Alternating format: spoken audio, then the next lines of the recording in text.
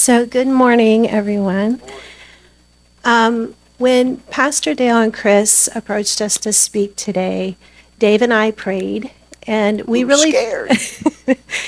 we said no, no. We prayed about it, and we were like, Lord, what would you have us speak?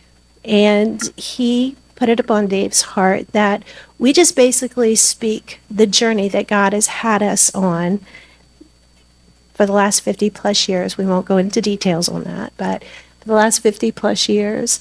And we're going to touch a little bit on marriages and relationships, but this is not just for married people. This is also for those in any type of relationship, whether it is, husband, wife, parent, child, boyfriend, girlfriend, if you plan to get married, any of those things. I'm hoping that what we have to say today might strengthen you, might help you in some areas. So, with that, Dave, I'm going to let you start us off. So we kind of have just some notes just so we don't forget. We are getting older. We don't want to forget what we're saying. But we're not I'm going to be following 29. from I shouldn't need notes for my own journey, but I'm going to start off. So we're just going to kind of tag team. So just to kind of show the crazy between how God can take two messed up, broken people and then still, in the midst of what he's doing, work it out for our good. Wait till you hear this story. Hopefully you won't be laughing too hard. So for me, I was born into a non-Christian home. No Jesus, no God, no church. And what's funny is my mom and dad were actually raised in church. And to grow up, when I was growing up, I come from a family of, my mom had 9 kids, 2 boys and 7 girls. I have a brother who would have been here today, but I have a sister who's 10 years older than me. And her name is Crystal, and she was a fraternal twin. And for whatever reason, God knows, the boy lived 3 days and then passed away. And my sister continued living. So the only brother that I would have had was that brother. So I ended up growing up in a house full of girls. She tells me to this day I'm still kind of spoiled because my sisters coddled me and all that. But that's neither here nor there. But long story short, like I said, I was born in a home like that. Now, my parents were the type of parents, we didn't get spankings, we got beatings. I mean, if they could find a twig or a shoe, that's what came flying across the room. That was just my upbringing. Loving parents. Um, the crazy thing about it is, when we were growing up, you know how nowadays we all tend to kind of watch what our children listen to and what they watch on TV, on videos, just the world that we live in. We have to be mindful of it. When I was growing up, my parents didn't care what I watched. They didn't care what I listened to. That was just the home that we grew up in. Um, Bear with me a second. So for me, I don't know how many of you guys are familiar with Cuyahoga County. So Cuyahoga County is up towards Lake Erie. So I grew up in Cuyahoga County in a city called Cleveland Heights. It's a suburb, maybe 80,000 people. And graduated from Cleveland Heights High School. Sorry, I'm just trying to keep with my notes here. So at age 16, my father passed away. The only influence I had in my life, male role model growing up. And at age 18, I decided to go to college. So I joined from one semester at Cuyahoga Community College, got into college and didn't really care for it. So after about the first quarter, this was back when they had quarters, not semesters. So after the first quarter, I decided I'm going to join the Marines. So I came home and I told my mom, now mind you, imagine being in a home with 7 girls and I'm her only son. So you mothers that have boys, you understand there's just some sort of a dynamic between a father and his daughter and a mother and her son. So as soon as I came home and said, hey mom, I joined the Marines, she freaked out on me. She's like, I'm going to go down there and cuss out that gunnery sergeant. You're not going to the Marines. So I'm like, okay, how about if we compromise? So we compromised and she agreed to allow me. Now mind you, I'm 18 years old, even though I'm grown, but I'm still living in her house, so I'm trying to be respectful of my parents. So she agreed to allow me to go into the Marine Corps.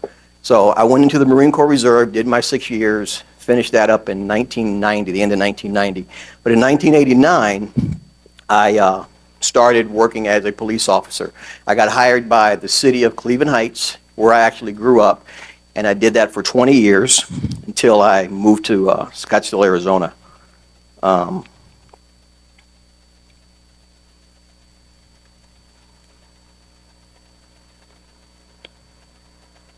So for me, I accepted Christ in roughly somewhere in between 1988 and 1989. I know a lot of people know exactly when they did. I just know it was in that time frame.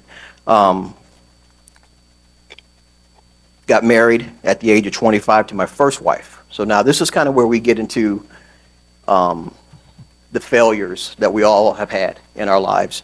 So my first wife, I married her in 1990, and sadly, I'm not proud of it, she was already 7 months pregnant when we got married with our first son. After that, we both started attending church, and I guess just to be transparent, kind of going through the motions. We were going to church, but I don't want to say we were playing church, as a lot of people will say, but we were just kind of going through the motions. We were trying to do it, but just still kind of living the life, or living in the world, so to speak. After that,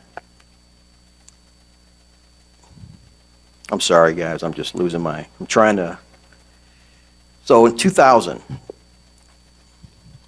I ended up, so long story short, in 1997, due to some poor choices on my part, the marriage ended. Won't go into details, but the marriage ended. So 2 years later, I married a second time. Again, not proud of it. My second wife, and although I was a believer, I would say I was probably a little stronger believer at this point, I was still not a very good husband and not a very good godly man. So my son, from my first marriage, him and his mom, when he was around 16 or 17, decided they were going to move to Virginia. Just a new start for her. And since he was almost an adult, I figured, you know what, it's time for me to get out of Ohio. I've been here my whole life. I'm kind of tired of living in Ohio, and decided to just, take my second wife, and we moved to Scottsdale, Arizona. I took a job with the Scottsdale Police Department there, got hired, we moved out there, and being true to form, David, blaming my second wife for a lot of the issues in our marriage and the problems that we were having, ended up walking away from that marriage too. Again, nothing that I'm proud of, but it is what it is. But again, but God.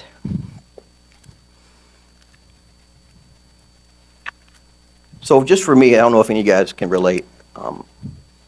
You know how we can all get caught up in our selfishness and the choices that we make, and just making bad decisions because a lot of times we're focused on ourselves. It's just the human nature. It's just what we're born with. It's that selfish nature. So in 2010, like I just stated a moment ago, that second marriage ended. And being true to form, I started online dating, because this was the hot thing back in, in 2000. Immediately after that, didn't even take any time to heal from the broken marriages, didn't even take any time to reflect on what I was going through. I was just like, I got to find somebody else to be with. It was just, I'm not proud of it, but it's just where I was in my head at that time. So again, I started dating, moved in with a lady who, again, I'm supposed to be a Christian. Why am I moving in with somebody who's got 3 kids? So that's what I did. So after a little bit of playing house, I started feeling like God was prompting me that I needed to start back reading my Bible, getting back close to Him again, which I started doing, and I started trying to lead them to do it as well. The 3 kids, I think they were 12, 14, and 16. Started doing that, trying to get them to, accept my renewed faith. Some of them were kind of into it, but not many of them were kind of feeling it. So, long story short, you know how it is when you're married to somebody or you're with someone who doesn't have the same beliefs. That's why the Bible tells us not to be unevenly yoked. Because when you're unevenly yoked, you're going to have those kind of conflicts and those kind of issues. So, long story short, I could sense that that relationship was coming to an end. And I ended up sitting on the living room floor one day, in the living room where we were living, and she came home and she goes, you know what, I just don't feel like I'm in love with you anymore. So me, in my pride and being who I was like, I'm done. I found a place to go live, and I moved out of the house probably within a few days. Fast forward, being David, being true to form, who can guess what I did next? Jumped online again and started trying to find somebody else, right? I was a walking example of sin, sad to say, and I had the nerve to call myself a Christian. Can anybody in here relate? Or can anybody, sad to say, in that place currently, where you're going to church, you're kind of doing the do, but if you really examine yourself, you're kind of playing church. I'm not really being serious about what I need to be serious about. So one day when I was in the living room, now this hopefully won't make you laugh too hard. I'm on my knees. I could sense the relationship was ending, and I was praying. I was crying, and I was like, Lord, send me a godly woman. Boy, did he ever. Be careful what you pray for. But again, I say that laughingly because it's funny when you look back over your life, you can see how God knows exactly what we need. And we think he's not in control, but he is. But like I said, he definitely answered the prayer, and he gave me exactly what I need, which is probably a big swift kick in the butt, which I'm still getting to this day. So long story short, I'm going to get to where Eva jumps in here. And I think that's kind of where I'm at on my story. So basically, that's kind of segue into where I met her. So hopefully you don't stumble as much as I did on my own notes. It's all good. So my name is Eva Dowlen, and I was born in Marietta, Ohio, the youngest of four girls. And so if you know the baby, normally they're the ones spoiled. So you now see there's two spoiled people in this relationship, okay? But hopefully you will listen to this and see how different our upbringings have been, our experiences in life, and you will see how, I mean, you would probably think what I was thinking. What was God thinking putting those two together? So anyway, I grew up in the Barlow-Vincent area, and so we're both from Ohio, okay? And I went to Warren High School. I grew up in a very strict Christian home. And when I say very strict, I mean strict, as in we watched very to little no TV, absolutely no radio. I was not allowed to listen to secular music. In fact, I got in trouble several times for hearing something on the TV that my parents was listening to, and I would go around singing it, and I would get in trouble. We were not allowed to drink out of bottles because at that time a lot of people would drink beer and things out of bottles. And the way I was raised is every time I would have like a soda or anything, which was very rare, I would have to dump it into a glass before I could drink it. And I'm thinking, this is really weird, but okay, this is how I was raised. You're looking at me funny. Understand something. My parents would not allow me to eat Lucky Charms because they were magically delicious, okay? So I wasn't allowed to do any That's of not a this. joke. That's real. It was real. That's real. And at the age of 5, my mother was diagnosed as a diabetic, and she wouldn't take care of herself. And I remember at the age of 5, because my dad worked shift work and my sister would pass out at the sight of needles, they taught me how to test her blood and to give her her shots each day. And I was doing that from the age of 5 up until when she passed away when I was 15 years old. At that time in my life, at 15, I looked back over my life and wondered, you know, what was God thinking? Why didn't I have a childhood like most children that I'd seen? Because I always had to be at the house. I wasn't allowed to go and spend time with my friends because I had to be there for my mom. Little did I know what God had in store for me later. And the things that I went through as a young child helped me because God knew future events that was going to happen in my life. At the age of 16, I got engaged. And at the age of 18, I got married to my first husband. Now, I'll tell you, that marriage was blissful for 4 months until he found out. I went to tell him I am 3 weeks pregnant. And I was so excited. And I thought that he would have the same reaction. Unfortunately, no, he was not having it. He did not want to be a father. At the age of 22, he had no desire, and he felt like he was getting cornered. And we were married at this time. So basically, throughout the rest of our marriage, he was MIA.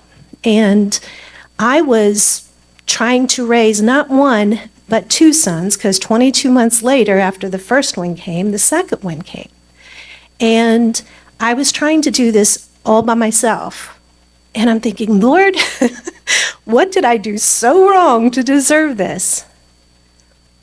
But God, he knew.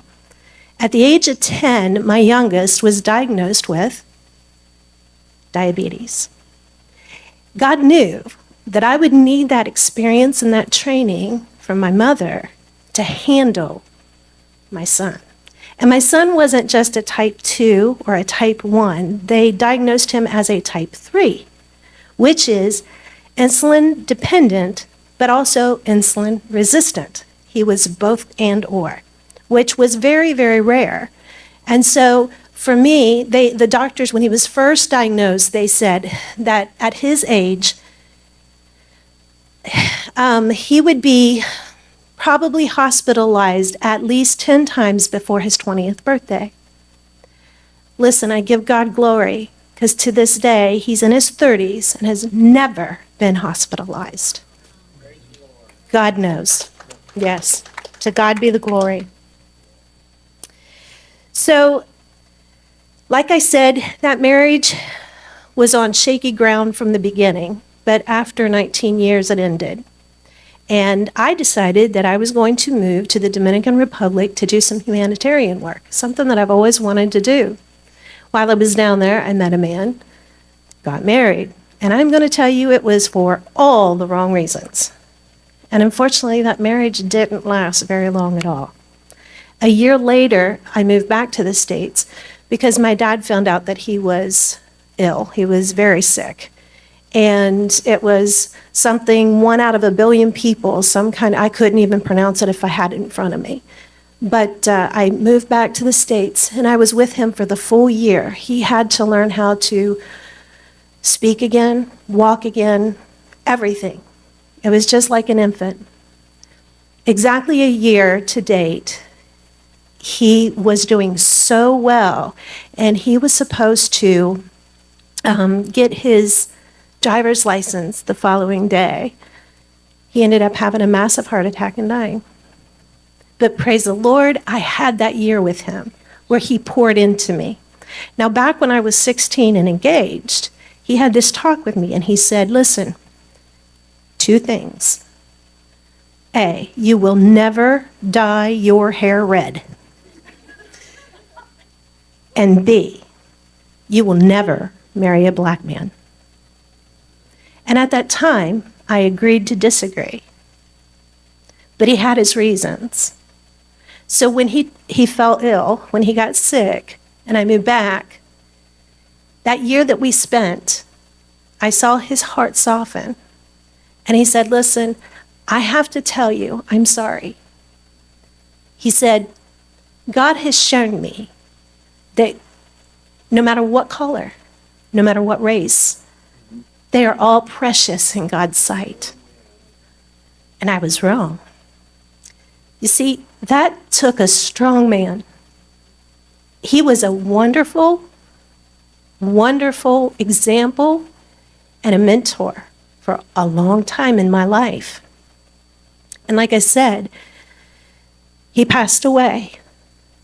2 weeks after he passed away, my best friend found out that she had stage 4 cancer. And she had no one. So I moved in with her, and I started to take care of her. During those 4 years that I took care of her, my father had passed away, my stepmom passed away, my nephew passed away, my oldest sister passed away.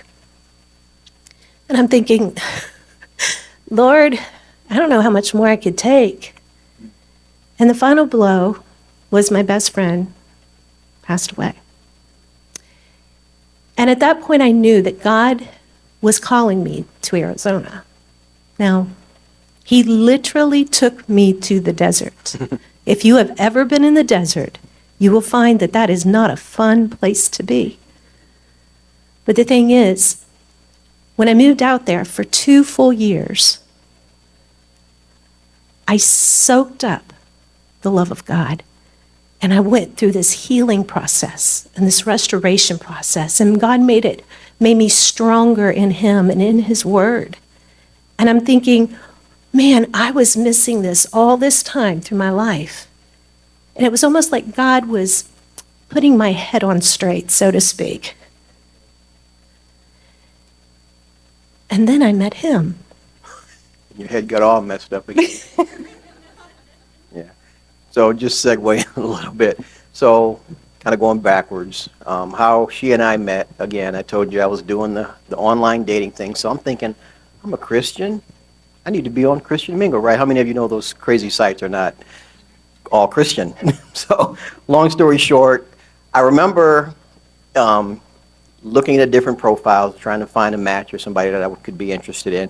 And I would always come across her picture and I would just, it was just something that just I didn't feel, and I would just, to the next one. And for whatever reason during that time, I was having a hard time trying to find like a match or a connection. It was just like dry season. I finally, sometimes I don't want to say when you get desperate, I was like, you know what? Let me just reach out to her to see if she's willing to talk or whatever. So I reach out to her, and the first thing I said to her was, well, I'll let you share that. So I Well, messaged her. Yeah, he messaged me, and I was really busy at the time because I had just got home from work. I was changing clothes. I was getting ready to go to do some errands, and he wanted to sit there on that messenger thing, and I don't even care for text. I'd rather call, talk, that kind of thing, but I'm not big on that. And so I asked him, I said, hey, listen, can I just call you? And so I called him up, and I'm like, wait a minute. Before I call him, I'm going to check him out because I don't even know who I'm talking to. So I look at his profile, and here's this little bit of head and his great big body. And I'm thinking, there is something distorted about this. This just doesn't look right. And so when I called him up, normally you answer your phone, hello, right? Not him. As soon as I called him up, his first words was, do you have a problem with a black man? I said, no, I don't have problems. I'm thinking, Lord, what is this? This is crazy. So as we were talking, I said, listen, I am in a really big hurry. I've got to get out of the house. I said, so why don't we just meet up for coffee? Because I'm thinking, I have to see this guy with this little head and this big body. I got it.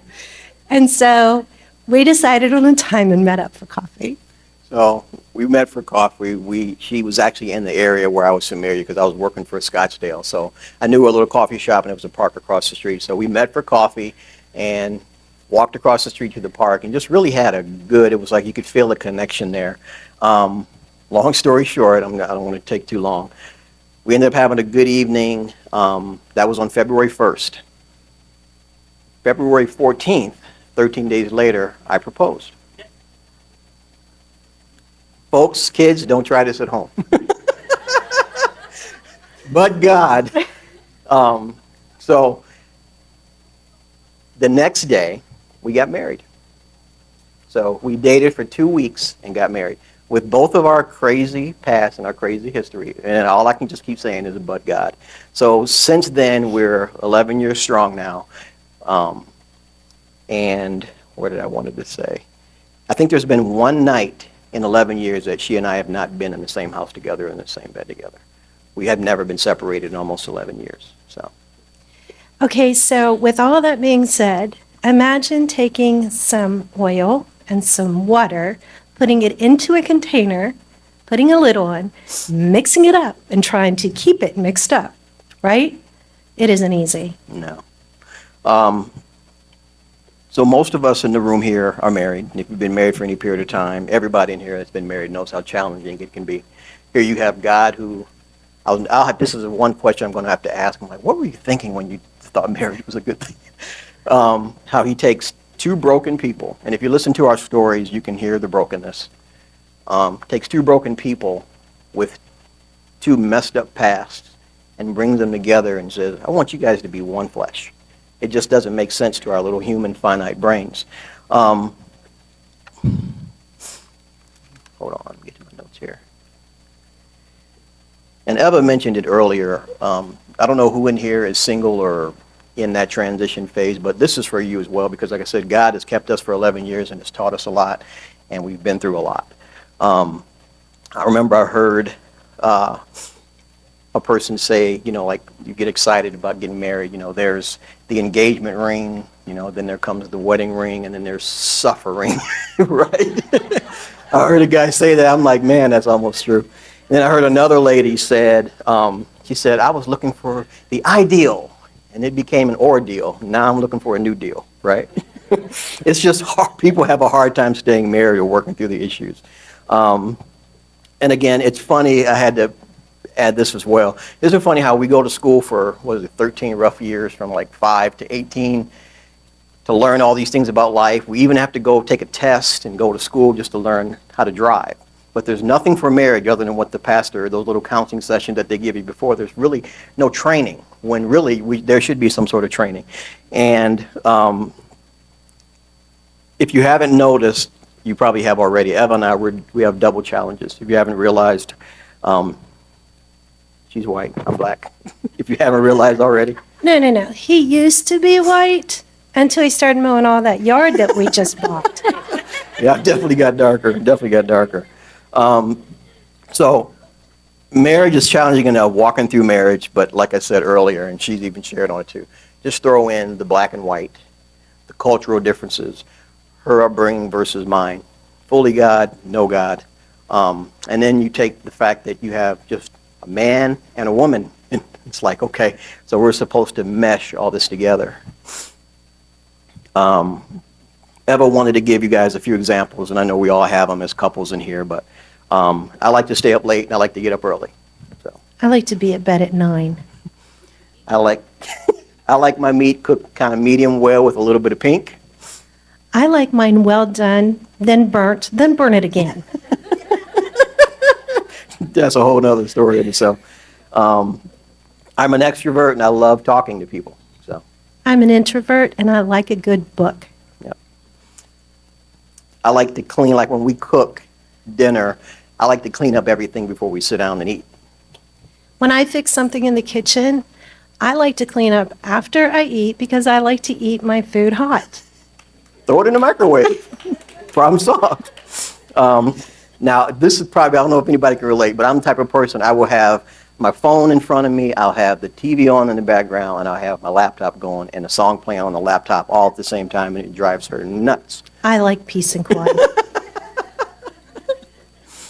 So, the last two things I wanted to touch on is Eva's country, and I'm city. So, been in the city my whole life. She's been in the country setting pretty much her whole life.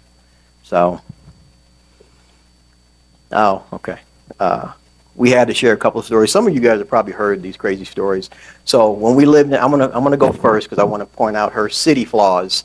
So, when we lived in Arizona, I was a police officer at the time. I'm at work, she's at home, and we're talking on the phone. And I hear her talking to somebody. I'm like, who are you talking to? And she's like, I'll let you tell it. He had called me and someone had knocked on the door. Well, in the country, what do? You open the door. You just talk to him, Not right? in the city. Yeah, I didn't realize this. Well, there was a gentleman standing outside of the home, and he was telling me that he had this notebook. He said, I want to show you something in my notebook. And Dave is hearing this, and he's like, shut the door, shut the door, shut the door, shut the door. I said, just a minute, honey. He's like, no, shut the door. And I'm like, I don't understand why you're being so rude.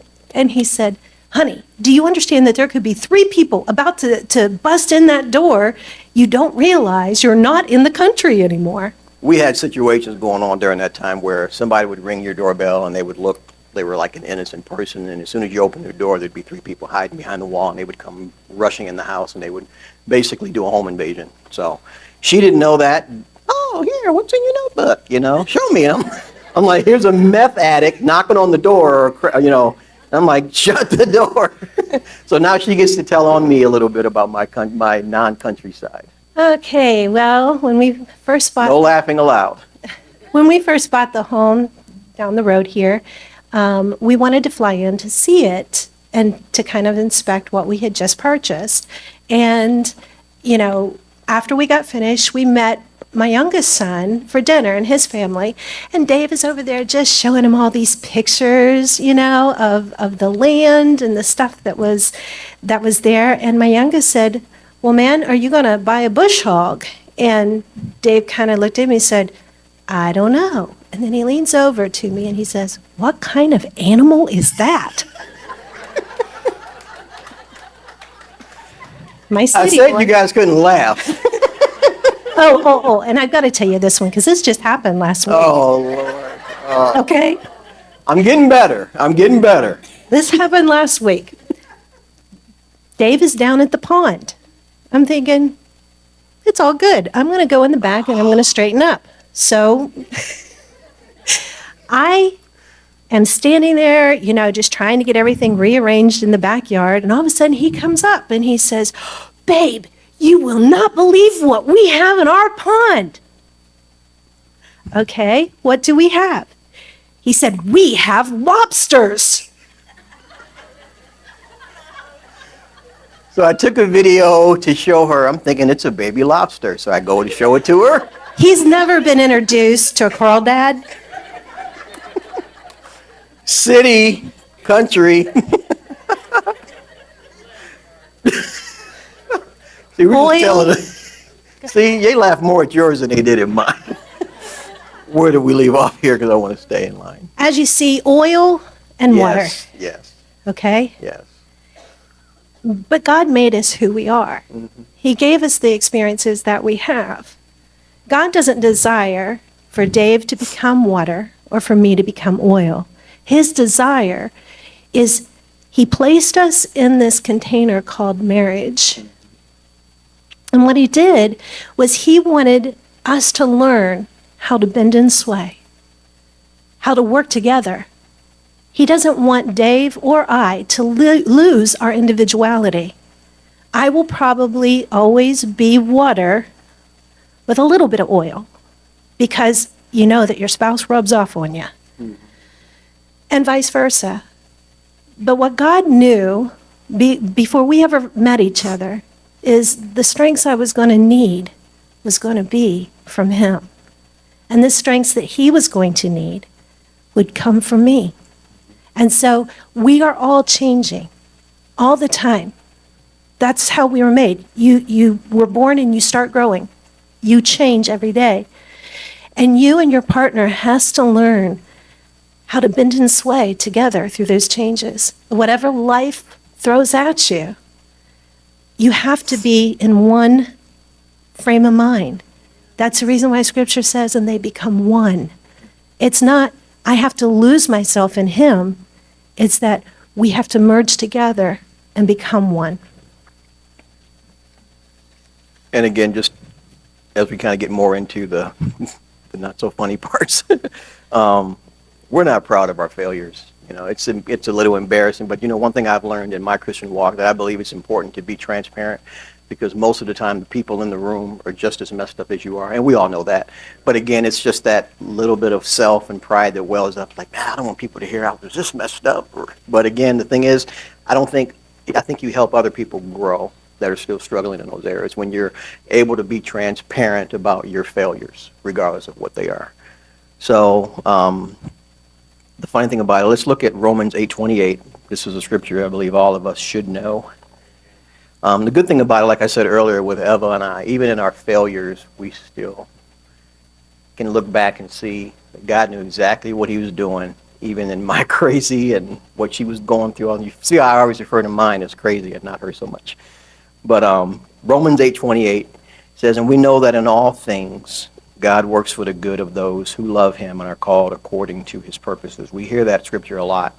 But I mean, just listening to our story, can you guys see how he's still, even in the failures, even in the mess, even in the muck and the mire, he's still working it out for our good. So if you're newly married or you've been married 30 years, you'll be working on it until God calls you home. So I think you're next. Oh, okay. Man, I'm just all messed up. So I said it earlier in the beginning, Eva and I decided that divorce wasn't an option. Both of us haven't had previous failures in our marriages. We just decided, you know what, no matter how hard it is, no matter how many pans fly, how many doors get kicked, divorce isn't an option. We're going to work through it, and we're going to make it work, and we've done it.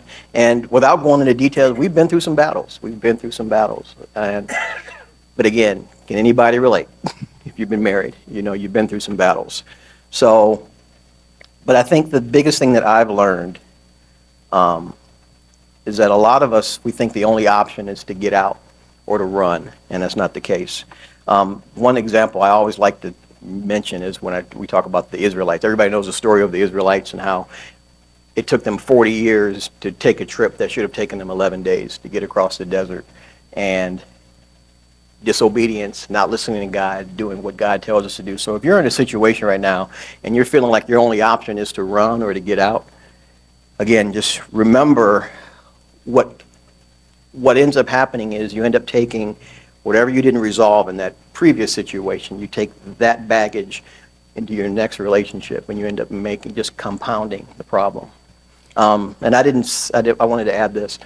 Other than a situation where it's not safe or you're in danger for your life, that's, other than that, I mean, I truly believe we should be committed to trying to work through the issues.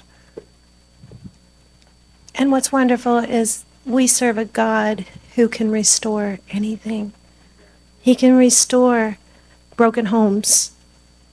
And a lot of people say, well, you don't know how broken mine is. Trust me. Give it to me. I've probably been there. I know the hurt and I know the pain that it comes. And I also know how broken homes cause generational pain for our children. And for anyone that may have even thought about running, I'm giving you a warning that whatever you run from, you're going to run twice as bad too. And if you run again, 3 times as bad. It's best to deal with those issues before you make your decision to run or not to run. But the thing is, if we dealt with our issues, we wouldn't want to run, because then we would see that the grass under our feet is just as green as anywhere else. Yeah. Satan lies to us and tells us, oh, it's better over there. It'll be better with him. It'll be better with her. But that's a lie of the enemy. Yes, it is. And we're up here today, being transparent with all of you to say, that's a lie. It's not true. It's not true. So as we kind of get into the marriage part of it, raise your hand if you had certain expectations when you got married. It's going to be how many of us have had failed or unmet expectations? All right, so. Well, if we're honest, we hold expectations for everybody in our life, and a lot of those expectations are unobtainable. People can't live up to them. And so once we hold those expectations of our spouse, then what happens is every time they don't meet that need, we get disappointed, let down. Oh, well, he disappointed me again. I thought it was going to be a Hallmark movie, and here it's been a crime scene. You know what I'm saying? And you get disappointed and discouraged so many times, what happens is you want to bolt. I'm done with this. He's let me down too many times. She just doesn't do what I think she needs to be doing. And we get let down. The thing is, that's not how God designed things to be. And sometimes we need to think, are my expectations too high? Because there is no way Dave can ever be a Hallmark. Hey. He's human. There's no way that I can wake up with perfect makeup and perfect hair every morning. It's not obtainable. It's not going to happen. He's going to have to deal with my bad breath every morning. Your breath isn't bad. I wanted to touch a little bit on selfishness, because Eva and I, obviously we're putting this together, we're talking about a lot of these points, what we thought were like the key points, like expectations and selfishness. So how many of us in here know that we don't have to teach a 2-year-old how to go, mine? I'm looking at you guys. But no, honestly, we all know that. I mean, we're all born inherently selfish. You don't have to be taught that. It's just the sin nature that we're born with. Well, let me give you an example real quick of selfishness.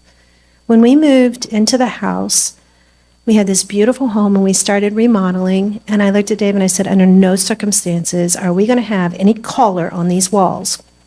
We are going to have white paint. Now, of course, I have my reasons for it, but he looks at me and he says, what, not even one wall can I have like this? I like burnt orange.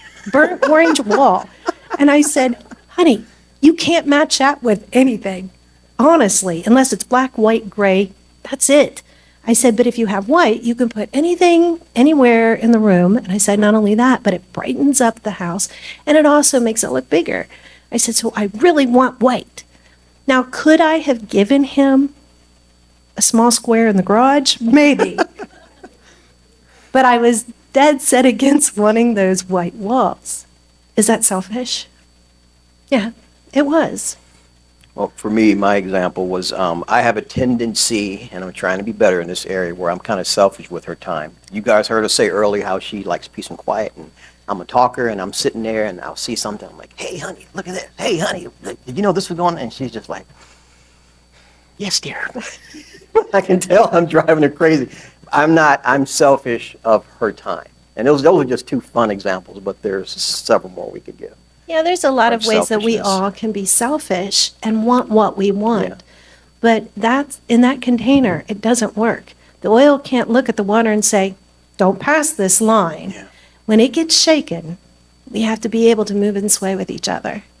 And sometimes that means not always getting what we want.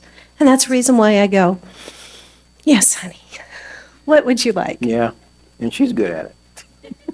She's good at it. Again, moving on into leadership, this is huge for me, and I think it's probably just because I've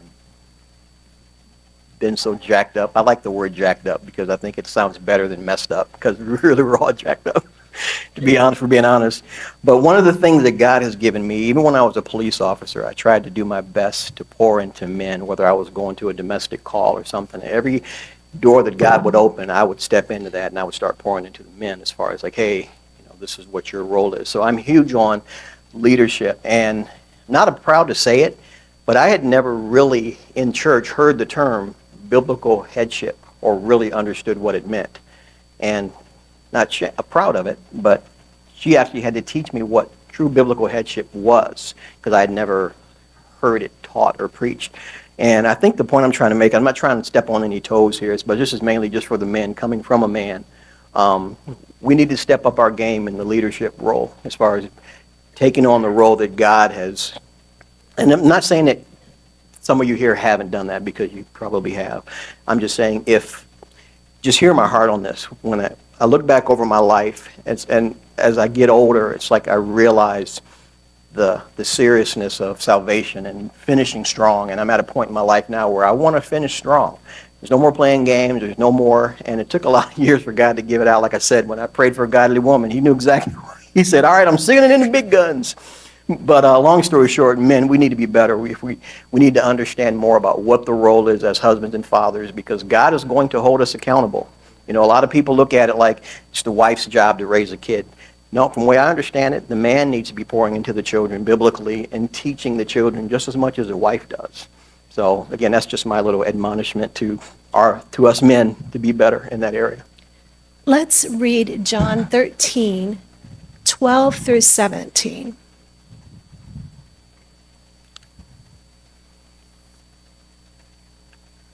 When he had finished washing their feet, Jesus put on his clothes and he returned to his place. Do you understand what I have done for you, is what he asked them. You call me teacher and you call me Lord, and rightly so, for that's what I am. Now that I, your Lord and teacher, have washed your feet, you also should wash one another's feet. I tell you, no servant is greater than his master, nor is a messenger greater than the one who sent him. Now that you know these things, you would be blessed if you do them. And this is a point I left out before we go on to let Eva talk here. And I'm sure everybody in the room knows this. Men, we're not better than our wives. Because we're placed in the head position. God is a God of order, not a God of chaos. So somebody had to take that leadership role, and there's conditions with that. We will give an account one day. When she stands before God, he's not going to ask her, well, how did you lead as a wife? He's going to ask us, how did you father? How did you love your wife the way I commanded you to? So I just wanted to reiterate that. I think everybody in the room here knows that we're not her boss. We're not lording it over her. You do what I need. You do what I tell you to do. It's not like that. It's not the way it's supposed to be. And I believe that this verse that we just read also shows Jesus as the ultimate leader. He led by example. Yes. You see me do these things, now you do them. And this is how I believe that men and women, but I'll get to the women here for a second, but men, I believe that's how you lead your home. It's not this domineering, but it's let me lead you by example. I'm going to be in my word every day. No matter what you do, I'm going to follow God. The one thing that I told Dave when we first met is that if he really wants me to chase him, he needs to chase after God. Yeah. Because that's who I'm going to chase. And if we're both chasing after the same God, we're going to slam into each other many times. But if he's chasing after the world, there's going to be disconnect. So I also want to state that in the last 20 plus years, could be 50, the feminist movement and all this stuff, our marriages are so out of balance. And unfortunately, because men don't know how to step in that leading role, or they just don't want to. They don't want that responsibility. Women have had to step up to be that leader. And unfortunately, men who have wives leading, they'll look at them and call them demanding or controlling. But is that really her fault? I don't think so. There are a lot of men that have tried to lead, and women haven't let them. They want it a particular way. They're afraid that that man is going to make a mistake. Well, if you let him lead, will he make mistakes? Lots of them. Why are you looking at me? But you know, that's how they learn. That's how they become great leaders. And it's not for us to go, oh, see, you messed up again. What our job is to do is to come and give them grace and give them mercy and say, hey, babe, do you think maybe this will help? And be that helpmate that God called us to be. You see, when it comes to an imbalance, we have to understand our position in marriage, okay? And there is a lot of people who want to be the CEO, and there can only be one leader. Now, my professional background is in business, so I want to give you kind of a perspective on something when it comes to business. But first, I want us to read Ephesians 5:21. Here, Paul is writing to Ephesus, and he's given us the perfect outline, the perfect plan, and telling us where our positions should be. A lot of people will leave the first point out, but the first point is the most important point. So let's read this. It says, submit to one another out of reverence for Christ. Now, what does that mean? I'm going to put it in a perspective that I kind of understand. Hopefully, you'll get it. Any group, any business has to have a leader, or they have chaos, okay?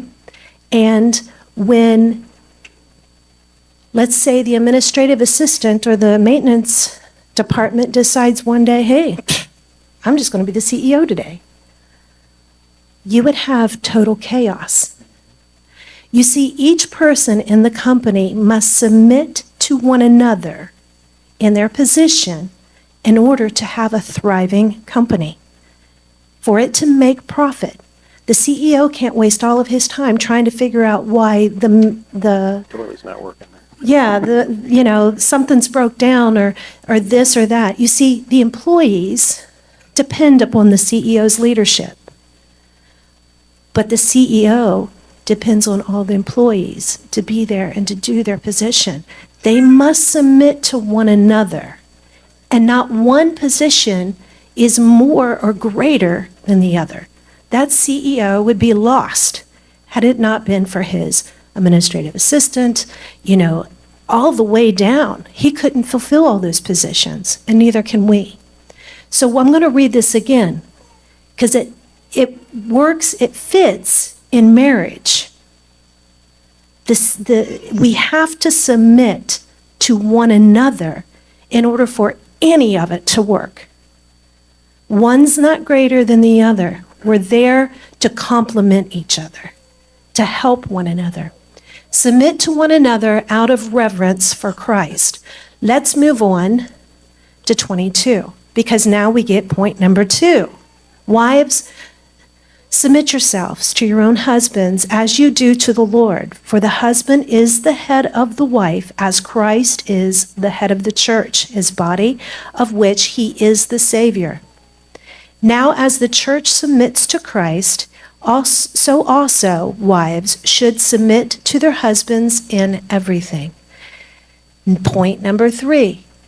Husbands, love your wives, just as Christ loved the church and gave himself up for her to make her holy, cleansing her by the washing with water through the word, and to present her to himself as a radiant church, without stain or wrinkle or any other blemish, but holy and blameless.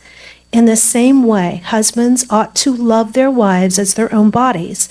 He who loves his wife loves himself. After all, no one ever hated his own body, but they feed and care for their body, just as Christ does for the church. Let's look real quick at 1 Peter 3:7.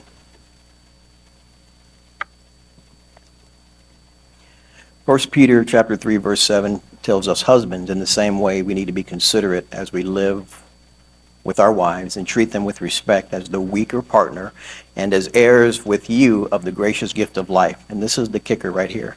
So that nothing will hinder your prayers.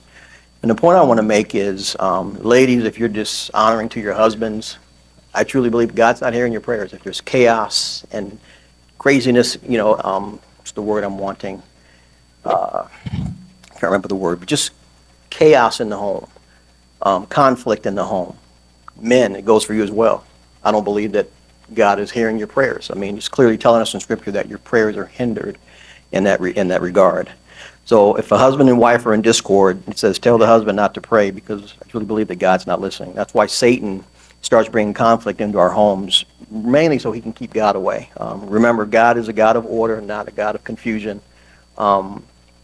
I can't remember who said it, but I heard it. I had to kind of steal this quote. It was talking about how the Father, Son, and Holy Spirit, they work together and they're unified. As a couple, we need to be unified as well. We can't be if there's fighting, there's just discord, and there's chaos and confusion in the homes. I truly believe that our unified God would refuse to live in a disunified environment. That's the environment in your home. So Life is hard. Marriage is hard. yes, it is. Relationships are hard. And there's many of us in this room that have made many mistakes. But you're not a failure. Like I've always taught my boys, you don't fail until you give up, quit, give in, walk away. And there's still life in this room. The one thing that our prayer is today is that your marriages become stronger than ever. Mm-hmm. Your relationships become stronger than ever. You see, we have an enemy who wants to kill, steal, and destroy. And one of the biggest targets is our marriages. Another big target is our children. Yes. And the thing is, it's no fun going through life because this can be hard. But there is a God who will walk through life with you if you let him. He will give you the answers that you're looking for. Everything in his word declares that he is with us and he will never leave us nor forsake us, no matter how low, how hard things get. When Dave is out mowing the yard, I have this desire to make sure that he has plenty of ice water, lemonade, Gatorade, whatever, because I see the need. I know he's out there working hard, and I want to serve him. In the same token, every morning when I come downstairs, Dave has this big old hot cup of coffee for me because he sees the very big need. Big, huge. But what we found out is when we learn to serve each other, no one gets left out. Also remember, biblical marriage is a covenant. I think sometimes we forget that as believers. It's not a contract. where you just, he broke the contract, I'm out of here. She's not treating me nice, I'm out of here. Doesn't work that way. Another thing I want to just touch on briefly is covenants are generational. Just think Abraham, Isaac, and Jacob. You know, that still holds true to this day. At least that's what, when you read the Bible. And remember that there's generational repercussions. And we're talking to people that have had broken marriages. So just take that nugget for whatever it's worth, you know, that there will be repercussions associated with walking away or from the marriage.